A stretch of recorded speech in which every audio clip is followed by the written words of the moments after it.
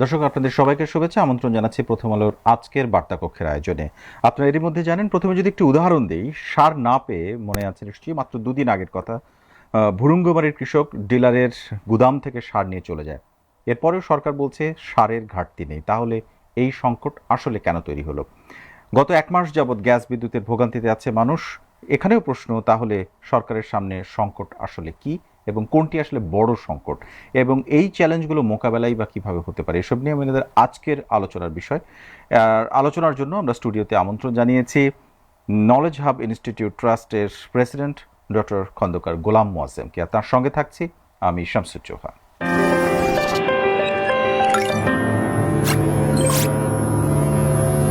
সরকারের সামনে চ্যালেঞ্জগুলো আসলে কি, এটাই আলোচনা করব। আমরা সরাসরি চলে যাচ্ছি আজকের অতিথির কাছে।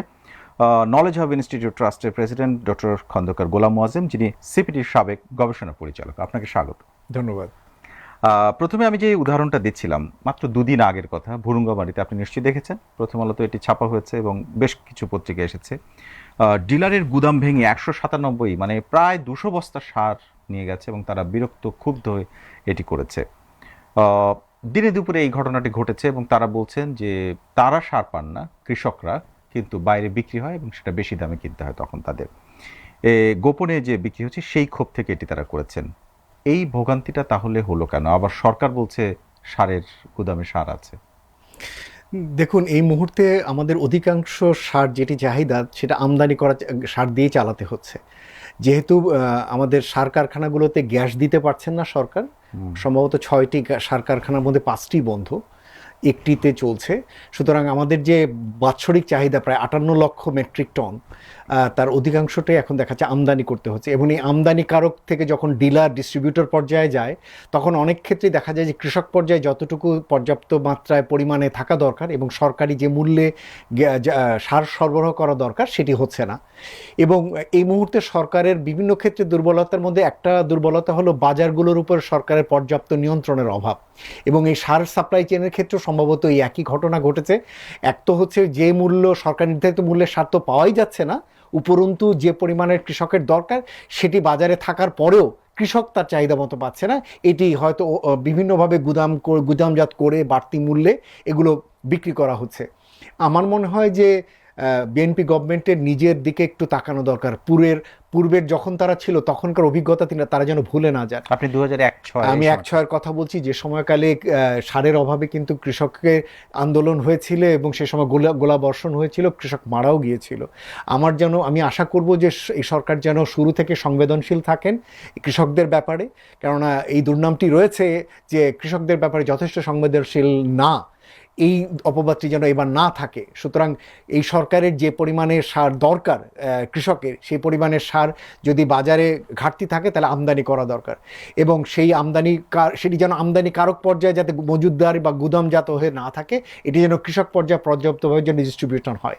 একটা জিনিস অন্তত আওয়ামী লীগ সরকারের সময় ভালো ছিল, অন্তত মতিয়া চৌধুরীর সময় যেটি এই করা হয়, ইতিবাচকভাবে বলা হয়, সেটি হলো যে কৃষক পর্যায়ে সাপ্লাইয়ের ক্ষেত্রে তিনি জেলা ডিসি অফিসগুলোকে কাজে লাগিয়েছিলেন এবং তাদের নিয়মিত সার ডিলারদেরকে রিপোর্ট করতে হতো ডিসি অফিসে কী পরিমাণ তার মজুদ আছে, কী পরিমাণ তার সেলসে গিয়েছে এবং কী পরিমাণ আগামী দিনকারের জন্য তার এখন হাতে আর কী পরিমাণ লাগবে। এর ফলে কোনো জায়গাতেই এই যে মজুদদারি বা ডিলারের কাছ থেকে এটিকে হারিয়ে যাওয়া বা লুকিয়ে রাখা, এই প্রবণতাগুলো অনেক কম ছিল। প্রয়োজন বোধে এই সময়কালে সরকার ডিসি অফিসগুলোকেও লাগাতে পারে যে হ্যাঁ, কৃষক পর্যায়ে যাতে সারের ঘাটতি না থাকে, অন্তত যে সার যেটুকু রয়েছে সেটুকু যেন অন্তত পর্যাপ্তভাবে কৃষক পান, এবং প্রয়োজন বোধে যাতে বাড়তি সার যেটা দরকার, যেটা যতটুকু আজকের পেপারে এসে 3,65,000 মেট্রিক টন সার আমদানি করতে যাচ্ছেন সরকার, যদি তার থেকেও বেশি দরকার হয় সেটা যেন কৃষক আমদানি করেন। কেননা আগামী দিনে দেশ থেকে পর্যাপ্তভাবে গ্যাস সরবরাহ করাও যেমন সম্ভব হবে না অন্তত আগামী কয়েক মৌসুম, সেই হিসেবে আমার মনে হয় যে আমদানি করা সার দিয়ে আমাদের একটা বৃহদাংশ মেটাতে হবে। আপনি অনেকগুলো বিষয় বলেছেন, তার মধ্যে একটা জায়গায় যদি ধরি, আপনি ডিসিদেরকে মানে এর ভেতরে নিয়ে আসার, প্রক্রিয়ার মধ্যে নিয়ে আসার কথা বলেছেন। আপনি দেখে থাকবেন যে মন্ত্রণালয় থেকে বিভিন্ন পর্যায়ে কথা বলা হচ্ছে এই বিষয়টি নিয়ে। সাংবাদিকরা যখন প্রশ্ন করছেন, আজকে তারা জবাব দিয়েছেন যে মাঠ পর্যায়ের যে কৃষি কর্মকর্তা, তারা আমাদের হাত পা, এটা বলছেন সরকার নিজে। এখন মন্ত্রণালয় পর্যায়ে আমদানি বরাদ্দ সঠিক পরিমাণে দেয়া এসব নিয়ে কর্মকর্তাদের কিছু কিছু ক্ষেত্রে উদাসীনতা থাকতে পারে, ডিলারদের সাথে যোগসাজশে সংকট তৈরি করছে। এটুকু যখন সরকারের প্রেস ব্রিফিং বা বিভিন্ন সময় প্রশ্নোত্তরে খানিকটা স্বীকারই করছে, তাহলে কিছুটা এখানে যে সমস্যা রয়েছে এটা ধরে নেওয়া যায়। আপনার আসলে অভিজ্ঞতা কি বলে? বাংলাদেশে 10,000 ডিলার আছে সারা দেশে, সারের ডিলার, এবং যারা এটার সাথে যুক্ত কৃষি মন্ত্রণালয়ের সমস্যার মানে সূত্রটা আসলে কোথায়? ডিলাররা দলীয় লোক এই জন্য, নাকি সরকারি কর্মকর্তাদের মধ্যে যারা এই দায়িত্ব প্রাপ্ত তারা আসলে দেখেন না ব্যাপারটা? দেখুন, এক্ষেত্রে দলীয় পরিচয় লাগে না। ডিলাররা এমন এক ধরনের লোক যারা আসলে তাকিয়ে থাকেন যে যিনি তাদেরকে গাইড করছেন তিনি কতটা শক্তিশালী বা তিনি তাকে কতটা ম্যানেজ করা যায়। সুতরাং সেই জায়গায় রাজনৈতিক পরিচয়ের বিষয় না, এই জায়গাটিতে হচ্ছে এক ধরনের লেনদেনের বিষয়, এবং সেই জায়গায় সরকারের তদারকি কতটা শক্তিশালী এটির উপরে ডিলারের আচার আচরণ নির্ভর করে। এবং সে কারণে আমি বলছি যে আওয়ামী লীগ সরকারের সময় অন্য অনেক দুর্নাম রয়েছে, অন্তত মতিয়া চৌধুরী এটুকু ছিল যে হ্যাঁ, কৃষক যাতে সার পায়, বীজ পায়, এই জায়গাগুলো নিশ্চিত করার জন্য তিনি নিজে দৌড়েছেন। আমি আশা করব বর্তমান কৃষিমন্ত্রী যাতে অন্তত মাঠ পর্যায়ে যথেষ্ট মাত্রায় দৌড়ঝাঁপ করেন। আমার অভিজ্ঞতা বলে যে সমস্ত মন্ত্রী মহোদয়রা মাঠ পর্যায়ে যথেষ্ট মাত্রায় দৌড়ঝাঁপ করেন, জেলা পর্যায়ে নিয়মিত যান, তারা শুরুতে না পেলেও কিছুদিন পরেই তারা সিস্টেমগুলো অনুধাবন করতে পারেন এবং সেই জায়গায় তাদের একটা কন্ট্রোল প্রতিষ্ঠিত হয়।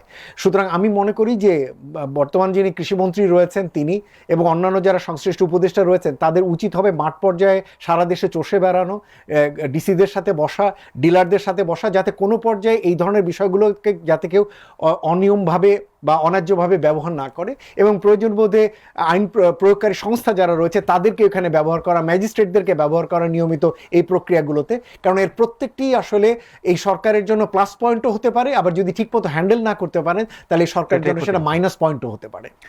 আপনি যে জায়গাটি বলছিলেন যে সরকারের পক্ষ থেকে যেটুকু স্বীকার করা, আমি উল্লেখ করেছি এর আগে ডিলারদের ক্ষেত্রে, আপনি যেটা খানিকটা বললেন যে এখানে লেনদেনের একটা ব্যাপার থাকে, ডিলাররা এটা খোঁজেন, কিন্তু সবসময় সরকারে যে দল থাকে সেই দলের লোকজন বাড়তি সুবিধা নেওয়ার যে একটা অভিযোগ রয়েছে, এবং মানুষ এই ধরনের কথা বলে, ডিলার তারা হয়ে যান এবং তারা এক ধরনের প্রভাব বিস্তার করার চেষ্টা করেন। এইটা আসলে অস্বীকার করা যায় কিনা, এবং সরকারের পক্ষ থেকে এই ব্যাপারে একটা হুঁশিয়ারি দরকার কিনা? দেখুন, এটা এত বহুল বহুল ব্যবহৃত একটা উপায়, স্থানীয় পর্যায়ে রাজনৈতিক নেতৃবৃন্দ তাদের সংশ্লিষ্ট লোকজনদেরকে কিছু চাকরির ব্যবস্থা করা বা ব্যবসা বাণিজ্যের ব্যবস্থা করা, এর ভিতরে ডিলারশিপ দেওয়াটা হচ্ছে অন্যতম একটা উপায় যেটি রাজনৈতিক দলগুলো যখন ক্ষমতা আসেন তখন এটি ব্যবহার করেন। এখন এটি যদি চেঞ্জ করতে চান সরকার এই হুঁশিয়ারি দিতেই পারেন, কিন্তু সেটার জন্য সরকারের অনেক বড় মানসিক অবস্থান নিতে হবে। স্থানীয় পর্যায়ে রাজনৈতিক নেতৃবৃন্দকে অনেক বেশি অভ্যন্তরীণ যে মানে প্রেশার সেটার উপরে থাকতে হবে। আমি আশা করি না যে সেরকম একটা মানসিক অবস্থায় এই সরকার আছেন, কেন যে ধরনের নিয়োগ চারিদিকে হচ্ছে সেখানে অনেক বেশি রাজনৈতিক বিবেচনাতেই বিভিন্ন জিনিস হচ্ছে। সুতরাং অন্তত এটুকু এই সরকার বলতে পারেন যে তার যাতে দেয়ালে যাতে পিঠ না ঠেকে যায় এটুকু যেন সরকার ঠিক রাখেন, এবং সেটার জন্য যেটা করা দরকার, যাদেরকে ডিলারশিপ দেওয়া হয়েছে তারা যেন অন্তত ঠিকভাবে বাজারে সাপ্লাইটা নিয়ে আসেন, এবং যারা নিয়েছেন তারা যেন কাজটি করেন, তারা যেন ওই ডিলারশিপটা আবার আরেকজনকে যাতে আবার বিক্রি না করে দেন এবং সেখান থেকে যেন কমিশন না খান। এটুকু যাতে সরকার নিশ্চিত করেন যে যিনি নিয়েছেন তিনি যাতে ব্যবসাটা ঠিক মতো করছেন, বাজারে যাতে সাপ্লাই ঠিক মতো আসছেন সেটি যেন তিনি দেখেন।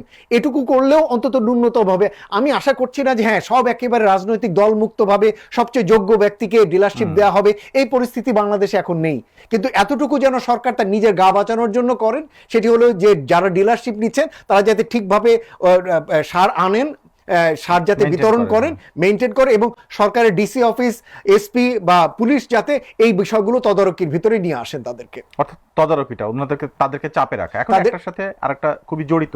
আপনি যে জায়গাটা নিয়ে কথা বলছেন সেটার সাথে কৃষক, তারপরে এই বছরের যদি ফসল নির্ভর করে তাতে আগামী বছর অর্থনীতির উপরে এবং আমাদের খাদ্যশস্যের উপরে সরাসরি প্রভাব পড়বে। গ্যাসের সমস্যাটা খুবই ধারাবাহিক। এটা এক ধরনের চ্যালেঞ্জের মুখে মানুষ। আমি এখন তথ্য সম্প্রচার উপদেষ্টা জাহিদুর রহমানের একটা বক্তব্য যদি বলি, যে গ্যাসের যথেষ্ট ভালো একটা অবস্থানে যেতে আমাদের 2 বছর সময় লাগবে। আপনি জানেন গতকালকে অর্থমন্ত্রী বলেছেন যে আমাদের কালকে চাইলে সকালে আমরা গ্যাস দিতে পারবো না। এই বক্তব্যগুলো তো প্রমাণ করে যে ইমিডিয়েট খুব তাড়াতাড়ি এটার সমাধান হচ্ছে না। তাহলে এখন যে দুপুরে রান্না করা যাচ্ছে না, তারপরে বড় প্রতিষ্ঠানগুলো গ্যাসের অভাবে উৎপাদন বন্ধ করছে, আপনার কাছে মনে হয় যে এটা আমরা সমাধানের দিকে এগোচ্ছি? মাননীয় অর্থমন্ত্রী যা বলেছেন বা মাননীয় তথ্য সম্প্রচার উপদেষ্টা যা বলেছেন সেটার মধ্যে যৌক্তিকতা রয়েছে এবং সেটার একটা দায়ভার এই সরকার অতীতের সরকারগুলোকে দেবেন, সেটা যৌক্তিক, সেটা ঠিক আছে। কিন্তু কালকে যে কাজটি করা দরকার সেই কাজটি এই সরকার করছেন কিনা, ঠিক আছে কালকের মধ্যে গ্যাস দেওয়া যাবে না ঠিক, কিন্তু কালকে ভবিষ্যতে গ্যাস আনার জন্য কালকে যে কাজটি করা দরকার সে কাজটি এই সরকার করছেন কিনা, আজকে করছেন কিনা, আগামীকালকে সে কাজটি তার এর মধ্যে এজেন্ডার ভিতরে রয়েছে কিনা, এই জায়গাতে আমাদের সন্দেহ রয়েছে যখন, এবং সেটা মনে হয় সেটা করছে। হ্যাঁ, আমি এই কারণে বলছি যে আমরা হুট করে দেখতে পাচ্ছি যে এলএনজি টার্মিনাল নষ্ট হয়েছে, সেটা সংশোধনের জন্য সময় যাচ্ছে, সরকার বলছে এটা সংশোধন হলেই তাহলে পরদিনই জানা গেল টার্মিনাল ঠিক হয়ে আছে কিন্তু গ্যাসের সাপ্লাই দেওয়ার জন্য পর্যাপ্ত যে জাহাজ সেটি নাকি আসেনি, কারণ তারা সেই পরিমাণ এই টার্মিনালে যে এলএনজি জাহাজ আসবে সেই পরিমাণ জাহাজ তারা পায়নি এবং সে কারণে আসতে দেরি হচ্ছে। এই দায়টা কে নেবে? সুতরাং আমাদের এই মুহূর্তে একটা বড় আশঙ্কা হচ্ছে যে কাজটি কালকের করার কথা, যে কাজটি পরশু করার কথা, যে কাজটি এই সপ্তাহে করার কথা, এই লিস্টটি এখন পর্যন্ত এই সরকার ঠিক করতে পারেনি।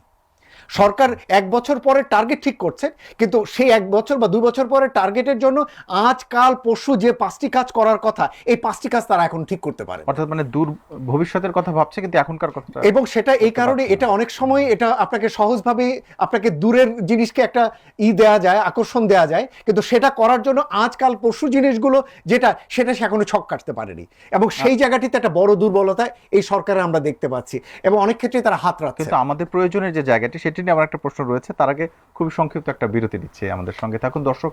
আপনারা দেখছেন প্রথম আলোর নিয়মিত আয়োজন বার্তা কক্ষ, আমাদের সঙ্গে আছেন মোয়াজ্জেম হোসেন। আকিজ সিমেন্টে তৈরি এ বাড়ি, সিমেন্টে লোহার শক্তি, আয়রন স্ল্যাগ সমৃদ্ধ আকিজ সিমেন্ট, সিমেন্টে লোহার শক্তি।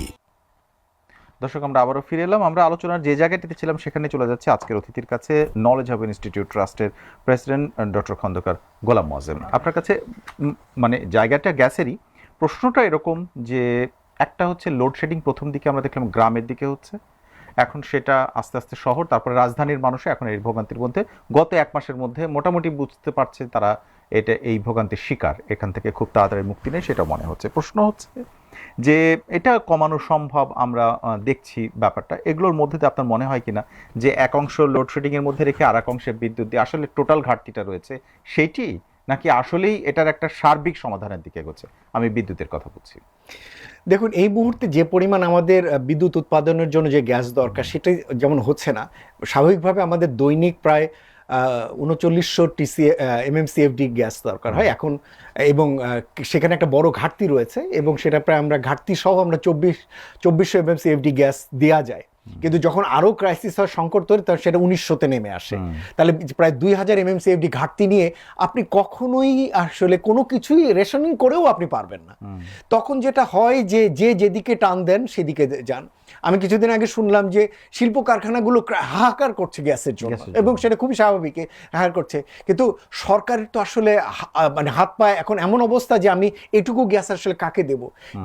যেটা সরকার করছেন, ঠিক আছে বাসা বাড়িতে বন্ধ করে দাও, বন্ধ হয়েছে, ঠিক আছে ইতে বন্ধ করে দাও, সার কারখানায় গ্যাস বন্ধ করে দাও, ঠিক আছে চা মিলগুলোতে যে দেওয়া হয় সেটা কমিয়ে দাও, এইভাবে করে করে কমিয়ে দিয়ে রেশন করে দিয়ে এখন যতটুকু আছে সেটা দিতে গিয়ে, কিন্তু সেটা করতে গিয়ে আগে যেটা হয়েছে, এবার একটু নতুন একটা প্রেক্ষিত দেখলাম যে আগে গ্যাস সরবরাহ কমিয়ে দিয়ে বিদ্যুৎ উৎপাদন হ্রাস করে লোডশেডিং দিলে মানুষজন তাও কিছুটা মেনে নিত, এখন দেখছি মানুষজন ক্ষিপ্ত হচ্ছে।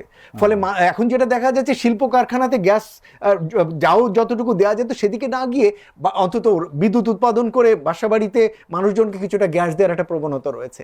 সবচেয়ে বড় চ্যালেঞ্জ হচ্ছে কি, এত অল্প পরিমাণ সাপ্লাই দিয়ে আপনি কোনো কিছুই আসলে করা সম্ভব না, টোটাল সাপ্লাইটা কম, তাহলে আসলে কাকে দেবেন? সুতরাং এই জায়গাটির ক্ষেত্রে এখন দ্রুত আপনার পরবর্তী করণীয়গুলো আপনি করছেন কিনা, একটা হচ্ছে দ্রুত এলএনজির আমদানির জন্য চেষ্টা করা, সেখানেও দেখা যাচ্ছে স্পট মার্কেটে কিনেও সাপ্লাই যাদের দেওয়ার কথা তারা আবার দিচ্ছেন না, ফলে সেটা আবার উভয় সংকট হচ্ছে। আমার মনে হয় যে সরকারি এলএনজি আমদানির উদ্যোগ, যেটা স্বাভাবিক যে সাপ্লাই সেটা চেষ্টা করতে পারেন সরকার, কিন্তু নিজের হাতে যে কন্ট্রোলগুলো আছে সেই কন্ট্রোলগুলোর দিকে তাকানো দরকার।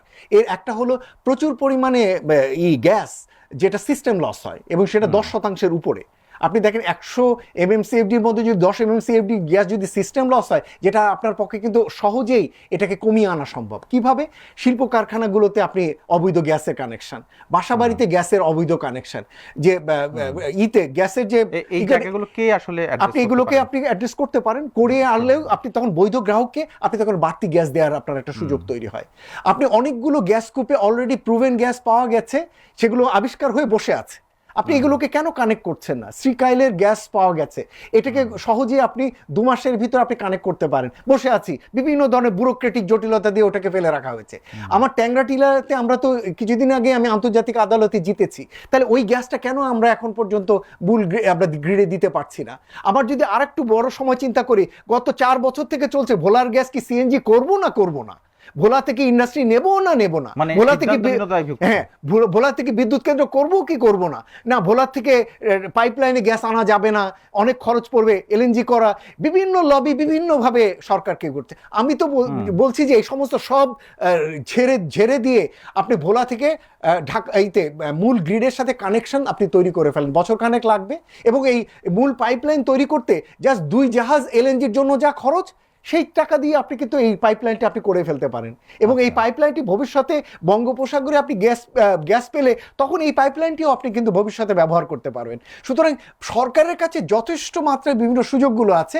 যখনই এগুলো নিয়ে আলোচনা হয়, যখনই মন্ত্রণালয় বা বিভাগে যাচ্ছে, বিভিন্ন রকমের অজুহাত আছে, টেন্ডার করা, অ্যাপ্রুভাল করা, এই জায়গাগুলো বলে এগুলোকে স্বাভাবিক প্রক্রিয়া জায়গা থেকে এগুলোকে অস্বাভাবিকভাবে এগুলোকে ডিলে করে দেওয়া হচ্ছে। এই যে আপনি যে তথ্যটা দিলেন যে 2 জাহাজ এলএনজি টাকা দিয়ে এই গ্যাস লাইনটা করা সম্ভব, তাই যদি হয় তাহলে নিজেদের এখানে গ্যাস রেখে আপনার এরকম একটা মানুষের মধ্যে ভোগান্তি রাখা, মানে এই স্টেপসটা নিতে সমস্যা। আপনি অনেক বড় প্রশ্ন তুলেছেন, এই প্রশ্নের ভিতরে হাত দিলে হাত পুড়ে যেতে পারে।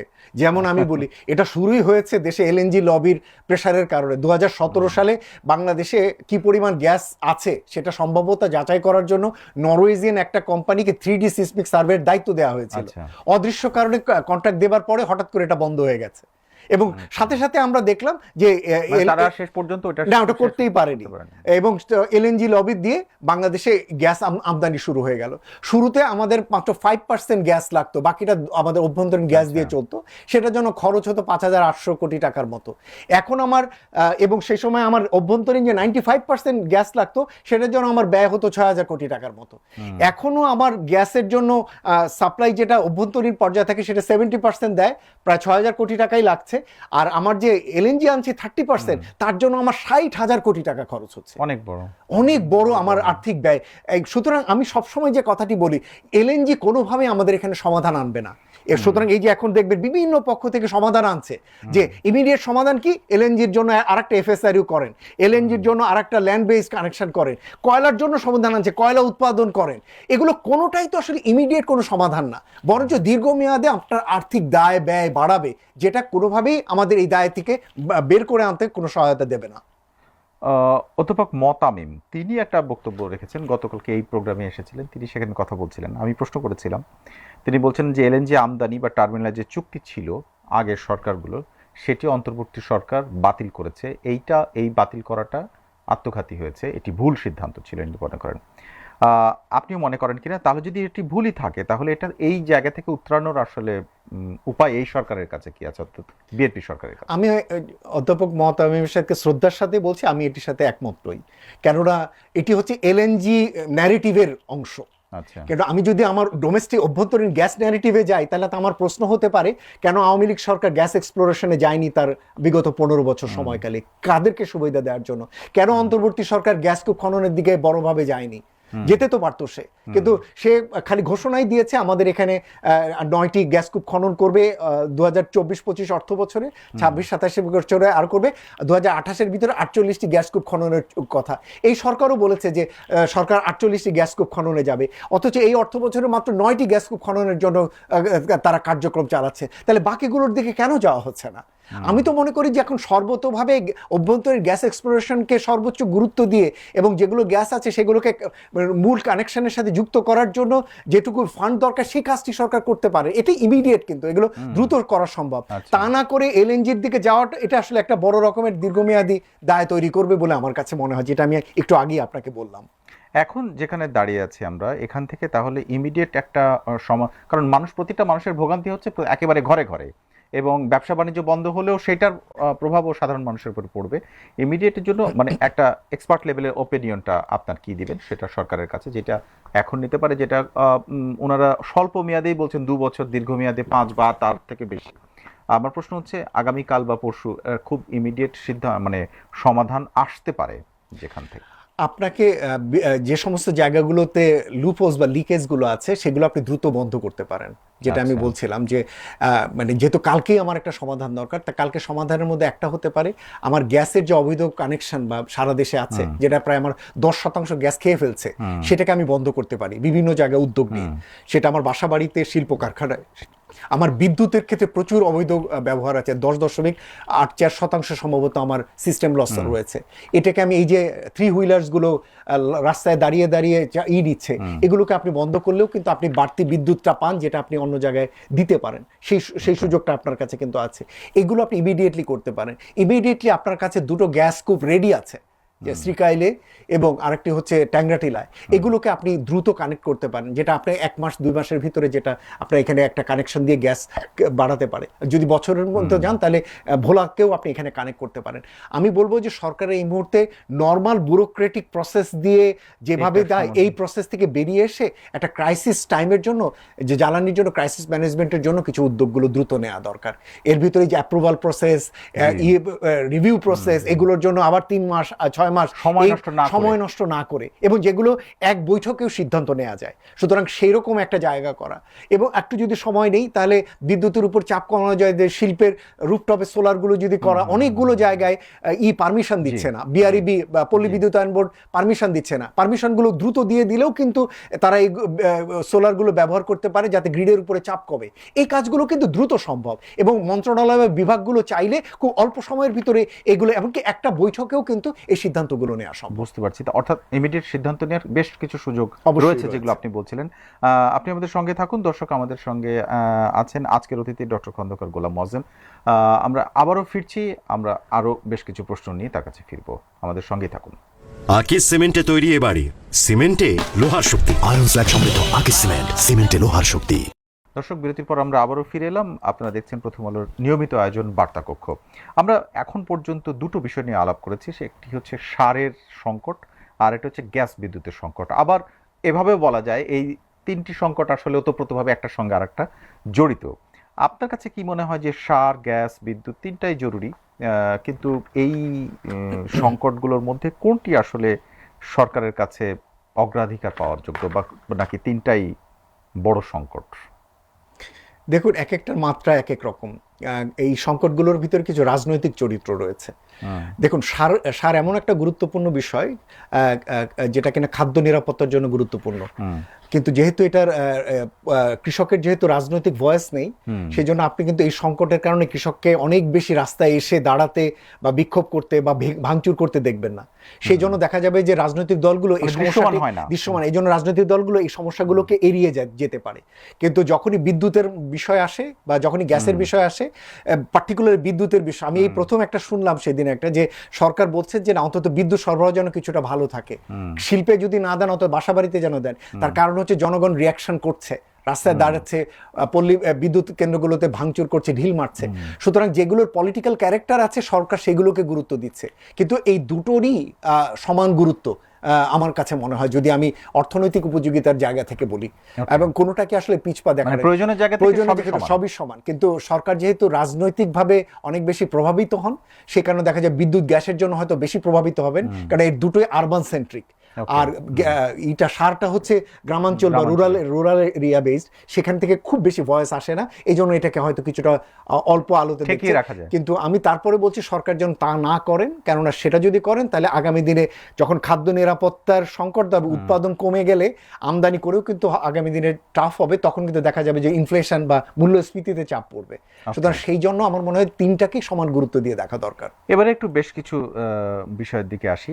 এই সরকারের সময় ধারাবাহিকতার সবসময় বলে থাকেন যে আগের সরকারগুলোর সীমাহীন দুর্নীতি, সীমাহীন অরাজকতা, সমস্ত পরিস্থিতির কারণে আমরা এবারের এসএসসি পরীক্ষার যদি একটা অকৃতকার্যতার একটা মানে দেখি, মানে পরিসংখ্যান দেখি, প্রায় 7 লাখ শিক্ষার্থী অকৃতকার্য হয়েছে এবং এসএসসি লেভেলে শতকরা হিসেবে এটাকে 30 থেকে 40%। এটা আসলে 10 বছর লেখাপড়া করার পরে 40% শিক্ষার্থী পাশ করতে পারছে না, একদম মিনিমাম। এটা আসলে কি বার্তা দেয়? আপনার কাছে মনে হয় যে এই শিক্ষা ব্যবস্থার যে চিত্র এর মধ্যে দিয়ে বেরিয়ে এসেছে সেইটা কতটা ভয়ঙ্কর? এটাকে একেবারেই শিক্ষকদের উপরে দায় চাপানো যায়, নাকি যারা পরীক্ষা দিয়েছে তাদের উপরে, নাকি এটা আর কার উপরে দায়টা আসে? আমার ধারণা ধারাবাহিকভাবে আমাদের শিক্ষা ব্যবস্থায় এক ধরনের ক্রমাবনতি ঘটেছে এবং সেই জায়গাতে মূল্যবোধের বিষয়ে শিক্ষা কার্যক্রমগুলোতে যে ধরনের ডিসিপ্লিন মানার দরকার স্কুলগুলোতে, সেটা শিক্ষকদের যে ধরনের ডিউ ডিলিজেন্স মেনটেন করে ক্লাস নেওয়া দরকার, এই কাজগুলো কিন্তু ধারাবাহিকভাবেই আসলে এক ধরনের অবনতি হয়েছে। সেটা এই সরকার না, সেটা পূর্ববর্তী সরকারগুলোর সময় থেকে হয়েছে। আর একটা যেটা আমার কাছে মনে হয় গভীরভাবে, সেটা হচ্ছে যে অনেকভাবেই শিক্ষার্থীরা আজকাল প্রথাগত শিক্ষার ব্যাপারে আগ্রহ কমিয়ে দিচ্ছে, যেটা আসলে সঠিক নয়। আমার কাছে মনে হয় যে প্রথাগত শিক্ষার গুরুত্ব রয়েছে এবং আগামী দিনেও রাখতে হবে, এবং অনেক বেশি আমার কাছে মনে হয় যে সোশ্যাল মিডিয়া সেন্ট্রিক, এমনকি মোবাইল সেন্ট্রিক একটা কালচার গড়ে উঠেছে এই ইয়াং জেনারেশনের ভিতরে, যেটা তাদেরকে ভয়ানকভাবে নেতিবাচকভাবে প্রভাব ফেলছে। বিশ্বের অন্যান্য দেশগুলো কিন্তু এখন দেখবেন সোশ্যাল মিডিয়ার ক্ষেত্রে কন্ট্রোল আনছে, 14 বছর 16 বছর পর্যন্ত তারা কন্ট্রোল আনছে। আমি মনে করি যে শিক্ষা ব্যবস্থায় গুণগতভাবে মান উন্নয়নের অনেক ধরনের উদ্যোগ দরকার হবে, কিন্তু তার পাশাপাশি প্যারালালি ছাত্রছাত্রীদের ক্লাসরুমে আনা, ক্লাসরুমে ফুল টাইম থাকা, এটি নিশ্চিত করার জন্য সোশ্যাল মিডিয়া কন্ট্রোলিং এর দরকার আছে। ক্লাসরুমে আনা মানে শিক্ষকের সংস্পর্শে আনা। আমি যদি একটু এখানে একটা সম্পূরক প্রশ্ন করি আপনাকে, উচ্চশিক্ষা, স্কুল, কলেজ সব ক্ষেত্রেই এই সরকারের বয়স 6 মাস, কিন্তু তার আগে 1.5 বছর অন্তর্বর্তী সরকার ছিল। এই সময় ব্যাপকভাবে একটা প্রবণতা দেখা গেছে যে শিক্ষকদের নানা রকম পলিটিক্যাল নানা কারণেই হেনস্থা এবং তাদের সাথে সম্পর্কের একটা ক্রমাবনতি ঘটেছে ছাত্রদের। সেইটাও আসলে এরকম ফলাফল বা বিমুখতা থেকে, মানে ক্লাস বিমুখ একটা মানসিকতা তৈরিতে সহযোগিতা করেছে কিনা? আমার মনে হয় যে 24-এর আন্দোলনের সময় এবং তার পরবর্তীকালে, বিশেষ করে আন্দোলনের সময় না, পরবর্তী সময়কালে আমরা একটা যে বড় রকমের একটা ধস দেখেছি, সেটা হলো মূল্যবোধের একটা ধস বিভিন্ন ক্ষেত্রে দেখেছি, যে শিক্ষকদেরকে অপমান করা বিভিন্নভাবে, বিভিন্ন অজুহাতে, যেটা আসলে মোটেই আসলে গ্রহণযোগ্য না। শিক্ষকদের বিভিন্ন রকমের হয়তো ত্রুটি, দুর্বলতা, অপরাধ থাকতে পারে, কিন্তু সেটার জন্য স্বাভাবিক যে প্রক্রিয়া সেটা গ্রহণ করা, তা না করে ছাত্ররা যখন সেই জায়গাটিতে নিজেরা সেই অস্ত্রটি নিয়ে নেন, শিক্ষকদেরকে পানিশ করা বা শিক্ষকদের বিরুদ্ধে ব্যবস্থা নেওয়া, সেটা আসলে শিক্ষক ছাত্রের যে সম্পর্ক, এটিকে বড় রকমের আসলে একটা দুর্বলতা তৈরি করে বা ধস তৈরি করে। আমার মনে হয় যে সেই জায়গা থেকে এখনো ফিরে আসা যায়নি। আমার মনে হয় যে আমাদের প্রথাগতভাবে নৈতিকতা, মূল্যবোধ, এই জায়গাগুলোকে বড়ভাবে স্কুল কলেজগুলোতে নিয়ে আসার দরকার আছে। সময়ানুবর্তিতা, শিক্ষকের প্রতি সম্মান এবং কার্যক্রম বা এই সমস্ত কার্যক্রমগুলো সঠিকভাবে ক্লাস হওয়া, এই জায়গাগুলোকে এখন অনেক বেশি গুরুত্ব দেওয়া প্রয়োজন পড়ছে। আমার কাছে এখন যেটা মনে হয় যে নৈতিকতা বা মূল্যবোধের জায়গাটি এই শিক্ষা কার্যক্রমের একটা বড় অংশ হওয়া দরকার, যেটা একটা বড় ধস ঘটেছে বিগত কয়েক বছর সময়কালের ভিতরে। দেখুন, আপনি যদি মনে করবেন, নিশ্চয়ই স্বীকার করবেন যে আমাদের দেশে কিন্তু সবসময় আমাদের অভিভাবকরাও সবসময় শিক্ষকদের অনার করা, তারপরে তাদেরকে ওবে করে চলা, মেনে চলা, তাদের কথা, এইটা তো সবসময় ছিল। কিন্তু আমরা এই খুবই সাম্প্রতিক অতীতে এই যে হঠাৎ করে যে পরিবর্তনটা দেখলাম, এইটা আসলে কিসের জন্য? আপনি যে মোবাইল সেন্ট্রিক বলছিলেন, যে সোশ্যাল মিডিয়া কেন্দ্রিক, সেইটা কি কারণ, নাকি সমাজের মধ্যে সমস্যার জায়গাটা? কারণ এইখানে এই যে সরকার কেন্দ্রিক যে ব্যাপারটা, এই সরকার গেল, তারপরে এই সরকার আসলো, যেটাই হোক, কিন্তু শিক্ষকের সাথে ছাত্রের সম্পর্কের জায়গাটা তো এটা চিরন্তন অনেকটা। হ্যাঁ, আমি এটা মনে করি যে শিক্ষক ছাত্রের সম্পর্কের বড় ধসটি বিগত এই 1.5-2 বছরের ভিতরে এমন কিছু রাজনৈতিক উপাদান এটার ভিতরে ঢোকানো হয়েছে, যেখানে মুক্তিযুদ্ধের সাথে সম্পর্কিত বিভিন্ন ধরনের শিক্ষকদেরকে অপমানিত করা হচ্ছে, অপদস্থ করা হচ্ছে, হিন্দু টিচারদেরকে, হিন্দু শিক্ষক শিক্ষয়িত্রীদেরকে অপমান করা হয়েছে, অপদস্থ করা হয়েছে, অথচ তার বিরুদ্ধে কেউ প্রশাসন আগে আসেনি, ব্যবস্থা নেয়নি। সুতরাং এই যে প্রশাসনের নির্লিপ্ততা, এটা বড়ভাবে কিন্তু একটা উস্কানির মতো কাজ করেছে, এবং সেটি কিন্তু এই ধারাবাহিকতাটা এখনও চলেছে। এর মধ্যে যেটা হচ্ছে সোশ্যাল মিডিয়া সেন্ট্রিক এমন ধরনের একটা নতুন জেনারেশন গড়ে উঠেছে যাদের ভিতরে আসলে ন্যূনতম যে প্রচলিত যে সম্মানবোধ বা মূল্যবোধ এটিও তারা আসলে অনেক ক্ষেত্রে হারিয়ে ফেলেছে। এবং এই মোবাইল কেন্দ্রিক এই নতুন যে জেনারেশন তাদেরকে এখন সময় এসছে আসলে মূল্যবোধের শিক্ষাগুলোতে নিয়ে যাওয়া, এবং সে কারণে আমি মনে করি যে সময় এসছে এই কন্ট্রোল করা, সোশ্যাল মিডিয়া কন্ট্রোল করা, এমনকি মোবাইল কন্ট্রোল করা, এই জায়গাটি একটা দাঁড়িয়েছে যেটা এখন অন্যান্য দেশগুলো বড়ভাবে করছে। আমাদেরও মনে হয় সেই ধরনের একটা কন্ট্রোল মেকানিজম চিন্তা করার সময় এসছে। আমরা একেবারে আলোচনার শেষ প্রান্তে। আমার শেষ প্রশ্ন, যদি এটাকে একটা সাংস্কৃতিক পরিবর্তন বলি, মানে সাংস্কৃতিকভাবেই তো এই জিনিসগুলো আমাদের মধ্যে ছিল বা বেড়ে ওঠার মধ্যে থাকে, আমরা আরেকটা জিনিস দেখছি। আজকে একটা বক্তব্য দিয়ে বলি যে তথ্য সম্প্রচার মন্ত্রী আন্দালিব রহমান পার্থ নতুন করে দায়িত্ব মাত্র কয়েকদিন আগে শপথ নিলেন। তিনি বলছেন যে সাংস্কৃতিক অনুষ্ঠানে বাধাবিঘ্ন হোক, এই মানসিকতা অন্তত সরকারের দিক থেকে, তিনি সরকারের অবস্থান ব্যাখ্যা করেছেন যে তাদের এই ধরনের ভাবনা নেই। কিন্তু আমাদের অভিজ্ঞতা কি, আমরা দেখলাম ব্রাহ্মণবাড়ি এবং কিশোরগঞ্জের সবশেষ যেটি, যে উগ্রপন্থী গোষ্ঠীর আপত্তির মুখে কনসার্ট বন্ধ করা, এটা কনসার্ট তো বড় আয়োজন, তাহলে এটা তো বাধ্য হয়েছেন তারা, বাধ্য হয়েছে এই সরকারের আমলে, মানে এটাকে আপনি কিভাবে ব্যাখ্যা করেন? আমার এটি শেষ প্রশ্ন, এবং আসলে এই ধারাবাহিকতাটা আসলে চলবে কিনা। আমার মনে হয় যে এই সরকারের উচিত পরিষ্কার করা দরকার যে সাংস্কৃতিক মূল্যবোধের ক্ষেত্রে এই সরকার মুক্তিযুদ্ধের চেতনা সত্যিকার অর্থে ধারণ করেন কিনা। যদি মুক্তিযুদ্ধের চেতনা সরকার ধারণ করেন তাহলে কিন্তু এই যে সমস্ত সাংস্কৃতিক কর্মকাণ্ড আমরা মানে অনাদিকাল থেকে চলে এসছে এই ভূখণ্ডে, সেগুলোকে বাধা দেওয়ার শক্তি পায় কি করে বিভিন্ন গোষ্ঠী, সেই গোষ্ঠীর বিরুদ্ধে এই সরকার অবস্থান নেয় না কেন? তার মানে হচ্ছে এই সরকারের ভিতরে এখনও দোদুল্যমানতা রয়েছে, দ্বিধান্বিত ভাব রয়েছে। আমার মনে হয় যে এগুলো ঝেড়ে ফেলে সরকারের উচিত পরিষ্কার অবস্থান নেওয়া। আমি কোনোদিনই আশা করি না যে নৌকা বাইচের মতো একটা বাইচ প্রতিযোগিতা, যেটা গ্রাম বাংলার ঐতিহ্য, সেটাকে বন্ধ করে দেবার জন্য বিভিন্ন ধর্মান্ধ গোষ্ঠী বলছে, আমরা যেটা শুনতে পাচ্ছি, এবং সেটার বিরুদ্ধে গভর্নমেন্টও খুব নির্লিপ্তভাবে বিষয়টাকে দেখছে। এই ধরনের যে সমস্ত গোষ্ঠীগুলো সাংস্কৃতিক আন্দোলন বা সাংস্কৃতিক মূল্যবোধের জায়গায় পথে বাধা হয়ে দাঁড়াচ্ছে, আমার মনে হয় শক্তিশালীভাবে শক্তভাবে তাদের বিরুদ্ধে অবস্থান নেওয়াটা রাজনৈতিকভাবে প্রধানমন্ত্রীর পক্ষ থেকে, এমনকি সমস্ত মন্ত্রী, স্থানীয় পর্যায়ে এমপিরা, তারা যেন প্রত্যেকটি জায়গায় সতর্ক থাকেন যে মুক্তিযুদ্ধের চেতনা এবং মূল্যবোধ এবং সেই অনুযায়ী সাংস্কৃতিক আন্দোলন, বিপ্লব এবং এগুলো অগ্রসরমানতা, এগুলোতে যাতে কেউ বাধা না হয়ে দাঁড়াতে পারে। অনেক ধন্যবাদ আপনাকে আজকে আমাদেরকে সময় দেওয়ার জন্য। আপনাকে ধন্যবাদ আমাকে আমন্ত্রণ জানানোর জন্য।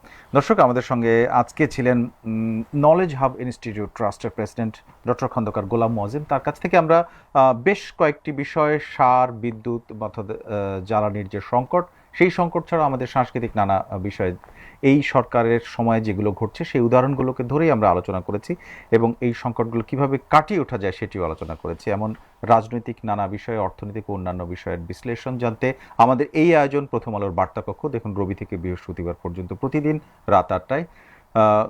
আমাদের ওয়েবসাইট prothomalo.com সহ প্রথম আলোর ইউটিউব, ফেসবুক সহ সোশ্যাল মিডিয়ার সবগুলো প্ল্যাটফর্মে। আজকে যারা সঙ্গে ছিলেন সবাইকে ধন্যবাদ।